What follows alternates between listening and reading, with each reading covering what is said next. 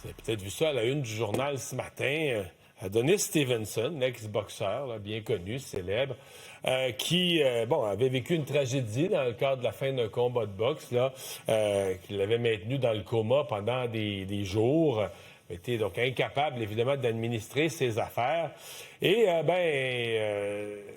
maintenant, il s'en prend à la CIBC. C'est qu'il considère que son ex-conjoint, parce qu'il n'est plus avec elle aujourd'hui, aurait abusé, là, été administratrice de ses biens, mais aurait profité de l'accès à ses comptes de banque pour sortir de l'argent, pour des biens de luxe, des voyages, même un véhicule là, que Simone Gaude se serait procuré.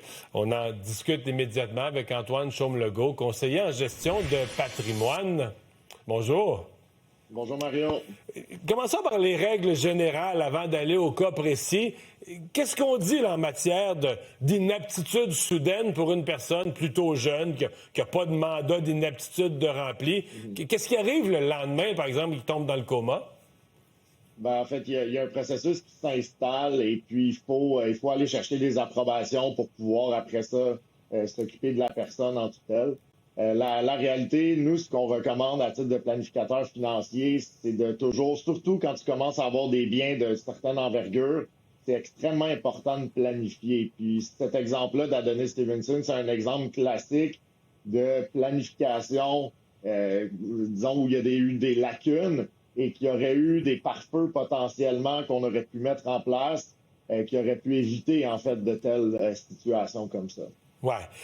L'article du journal ce matin nous dit qu'au regard de la banque CIBC, Madame là, était l'administratrice de ses biens. Qu'est-ce qu'on veut dire parce que légalement, je veux dire, pour avoir accès au compte de banque, il faut qu'on lui donne. Qu'est-ce que la banque a eu besoin? Est-ce que parce qu'elle est la conjointe, c'est un automatisme? Est-ce qu'il y a un délai? Est-ce qu'il faut consulter d'autres membres de la famille? De quelle façon elle devient administratrice officiellement à telle enseigne là, qu'elle peut sortir de l'argent, signer un chèque où l'argent sort du compte? Ma compréhension, c'est sûr que il y a beaucoup de choses qui sont confidentielles. Ma compréhension, pour avoir travaillé dans le milieu bancaire, c'est que probablement Adonis avait soit un compte conjoint ou sinon avait donné l'autorisation à l'institution financière que madame puisse s'occuper de gérer le compte en son nom. Donc, on appelle ça généralement des procurations limitées. D'accord? Par contre, la réalité, c'est qu'il y a probablement eu une situation chez CIBC où eux n'ont pas nécessairement mis en place les protections pour protéger le client. Donc, par exemple, un retrait maximum, je sais pas, de 10 000 Ouais. Qui a besoin réellement de 100 000 en une journée? C'est un peu bizarre déjà. Donc, tu sais, il faut, en fait, dans des situations comme ça, s'assurer de paramétrer puis d'avoir un peu certains niveaux de protection, dont un maximum de retrait, par exemple, par jour, par semaine, par mois. Potentiellement avoir 2 signatures pour un retrait. Ça peut arriver, un retrait de 50 000 pour surtout quelqu'un qui a beaucoup de sous comme ça. Par contre, il y a 2 signatures, par exemple, 2 signataires. Un autre élément qui aurait pu être intéressant pour lui, c'est d'avoir une tierce partie qui n'est pas impliquée dans la famille. Donc, par exemple, on gère certains dossiers en ce moment. C'est le comptable qui est indépendant et qui est externe, qui signe tous les documents. Donc qui regarde si c'est raisonnable. Là. Exactement. Parce que mon impression à moi, c'est que, je sais pas, moi, on me désigne, là, un ami a un accident, il m'a désigné pour administrer ses affaires. Tu sais, je vais payer le compte d'hydro. Tu sais, je vais faire, comme on dit, la petite routine. Mais, tu sais, j'irai pas y acheter un chalet sur la Côte-Nord si je sais pas s'il en veut. Non, mais tu comprends? On a l'impression que tu vas pas faire des grosses dépenses, des gros investissements, tu vas juste administrer la routine, de sortir les petites sommes qui font qu'il n'y a pas de trouble, et que les comptes sont payés, puis que les huissiers partent pas après dans ces dossiers. Vous comprenez?